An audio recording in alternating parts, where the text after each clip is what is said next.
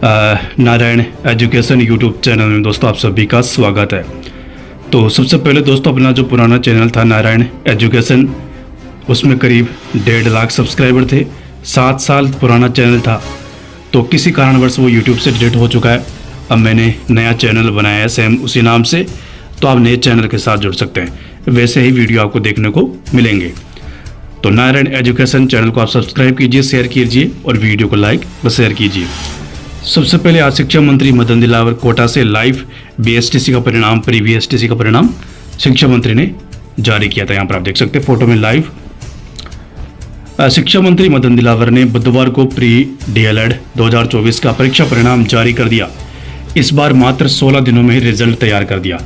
विश्वविद्यालय के कुलपति प्रोफेसर कैलाश सोडानी ने बताया कि इस बार परीक्षा में नवाचार करते हुए लागत कमी एवं पर्यावरण को ध्यान में रखते हुए हिंदी अंग्रेजी माध्यम के प्रश्न पत्र अलग अलग मुद्रित करवाए गए, जिससे मुद्रित की जाने वाली प्रश्न पत्र पुस्तिका के पृष्ठों की संख्या केवल 24 ही रखी गई।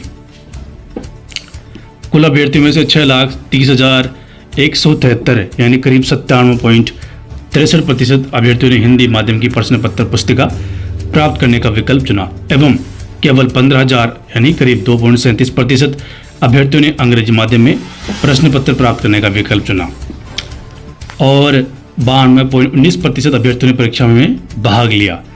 वर्तमान परिस्थितियों में पूर्ववर्ती पेपर लीक प्रकरण, डमी अभ्यर्थी एवं नकल आदि की समस्याओं को देखते हुए विश्वविद्यालय ने संवेदनशील जिलों के परीक्षा केंद्रों पर बायोमेट्रिक प्रमाणीकरण एवं लाइव सीसीटीवी की व्यवस्था भी की। राज्य सरकार ने प्रदेश के सभी परीक्षा केंद्रों पर सुरक्षा की माकूल व्यवस्था की, जिसके फलस्वरूप पूरे राज्य में उक्त परीक्षा सुचारू रूप से बिना किसी बाधा के साथ संपन्न हुई। तो यहाँ पर देखिए दोस्तों, बड़ी बात थी।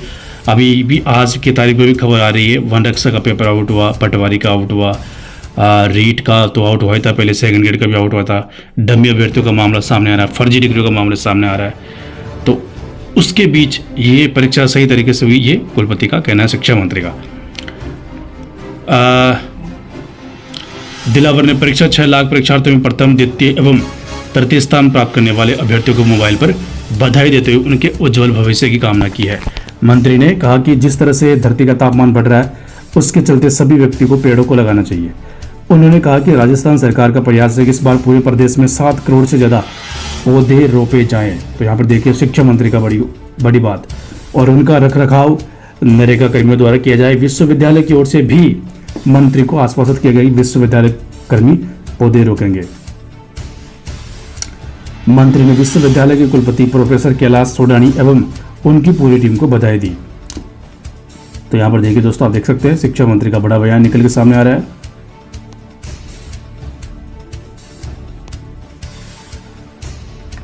बाकी की डिटेल है, ये कितने पास हुए वगैरह। इसके अलावा दोस्तों आपको पता है 10 जुलाई को बजट पेश हुआ था। वहाँ पर शिक्षा मंत्री मदन दिलावर ने 2-3 ट्वीट किए थे। एक तो रेट को लेकर, ठीक है, 50% आरक्षण को लेकर। एक और ट्वीट किया था उन्होंने भर्तियों को लेकर, नई भर्तियों को लेकर। बाद में विद्यार्थियों ने लगातार उनके पोस्ट पर कमेंट किया और फिर शिक्षा मंत्री मदन दिलावर ने वो पोस्ट डिलीट कर दिया। ये मामला विधानसभा में भी उठाया, यहाँ पर आप देख सकते हैं। यहाँ पर देखिए शिक्षा मंत्री का रोजगार से जुड़ा ट्वीट डिलीट करना सदन में बन गया सबसे बड़ा मुद्दा। तो इंदिरा मीणा ने ये मुद्दा उठाया है। तो शिक्षा मंत्री ने दोस्तों, जहाँ तक मुझे याद है, नई भर्तियों को लेकर ऐसा कुछ ट्वीट किया था, जैसे 57,000 पदों पर हमने विज्ञापन निकाल दिया, 20,000 के आसपास पदों पर नियुक्ति दे दी, इतने पर परीक्षा चल रही है। तो ऐसा कुछ ट्वीट किया था उन्होंने। तो वहाँ पर विद्यार्थियों ने उनके खिलाफ कमेंट किया कि आपकी सरकार, मतलब ये विज्ञापन कब जारी हो गया, हमने तो फॉर्म भरा ही नहीं। कई मित्र वाले ने भी कमेंट किया कि तो हम तो फार्म भरना तो हमारा काम है, लेकिन हमने तो ऐसी भर्ती देखी नहीं, कब आई, कब फार्म भर गए।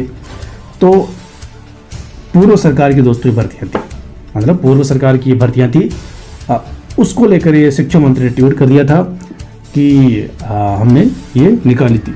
बाद में उन्होंने डिलीट किया, लेकिन फिर बजट में 1 लाख भर्तियों की घोषणा की। लेकिन बड़ा सवाल यह है, यहाँ पर देखिए मनीष यादव शाहपुरा से विधायक, भर्तियों की घोषणा पर विधायक मनीष यादव ने भाजपा को लपेटा। मनीष यादव ने दोस्तों बड़ी बात ये की कि आपने भर्तियां तो घोषणा कर दी 1 लाख नए साल के मौके पर, मतलब इस साल 1 लाख भर्तियां होगी, 4 लाख 5 साल में होगी, लेकिन वर्गीकरण कौन बताएगा, ये बड़ा सवाल है मनीष यादव ने उठाया। इसके अलावा मनोज मुकेश भाकर ने भी यहाँ पर देखिए 1 लाख नौकरी की घोषणा की मगर वर्गीकरण नहीं बताया मुकेश भाकर। तो ये बड़ा सवाल है दोस्तों। शिक्षा मंत्री ने ट्वीट डिलीट कर दिया, लेकिन खुद शिक्षा मंत्री भी तो नहीं बता पा रहे ना वर्गीकरण।